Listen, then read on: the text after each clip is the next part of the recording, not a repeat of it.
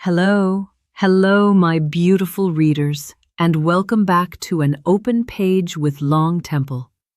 I am so happy, truly happy to be here with you again.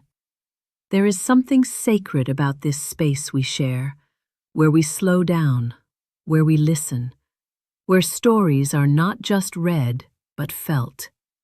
Tonight we return to Caramel and Steel, and we step into Chapter 8, Revelations and Rain.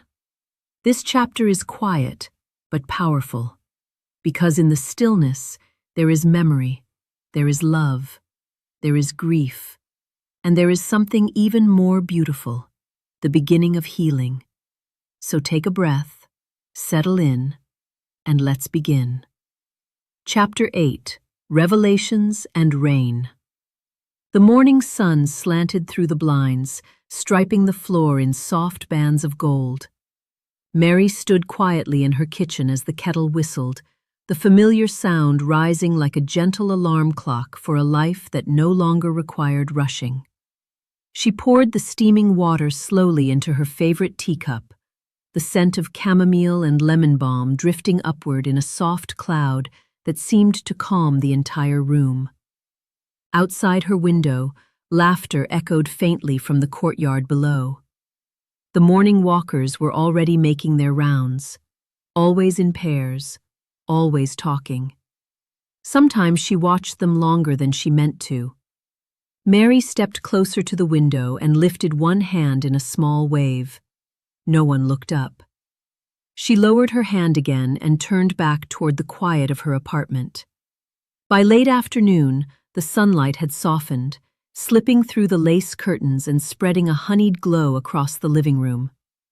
The space was neat, warm, tastefully lived in. Every corner carried the quiet signature of a woman who believed a home should feel cared for, even when no one else was there to notice.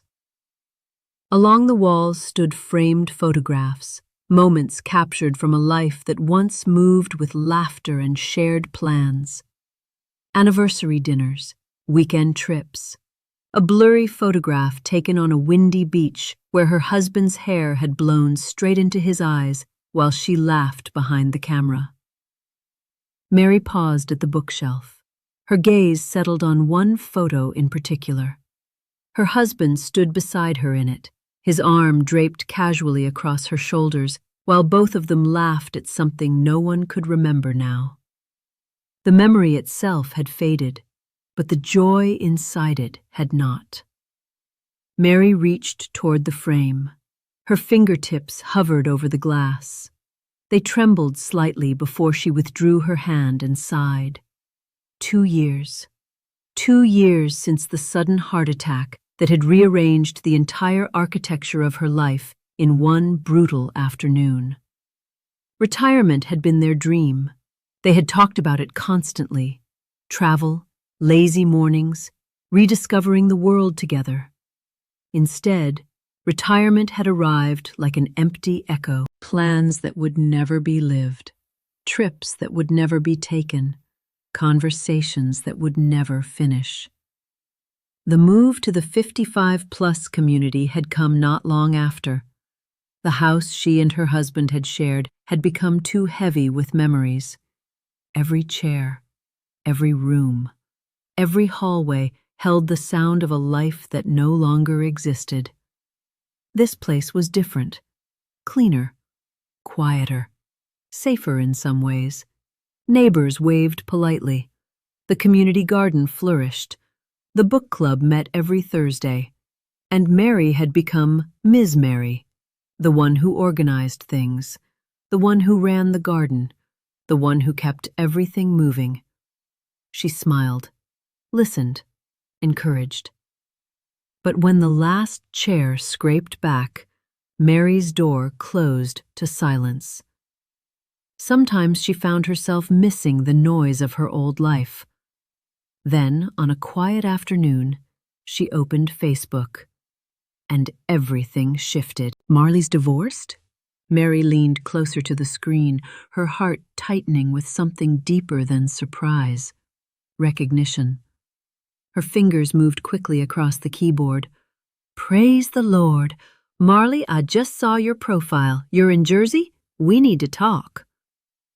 The reply came almost instantly, and when Mary dialed, the sound of Marlie's voice came through like a memory returning to life. Warm, familiar, steady. The conversation opened and didn't stop. Grief met understanding, silence met recognition, and loneliness met connection. Without him, I don't know who I am anymore, Mary whispered. A pause, then Marlie's voice, soft but certain. Then it's time we figure that out, together. And something shifted, not gone, but softened, alive with something new, hope. For the first time in a long while, Mary allowed herself to believe the world was still capable of opening again. And just like that, we come to the close of Chapter 8, Revelations and Rain. Thank you for being here with me, for sharing this space, for feeling this chapter, and for allowing these moments to settle gently on your heart. I look forward to welcoming you back for the next chapter. Until then, have a peaceful night, rest well, and may your heart be filled with comfort, reflection, and gentle blessings. Good night, and blessings always.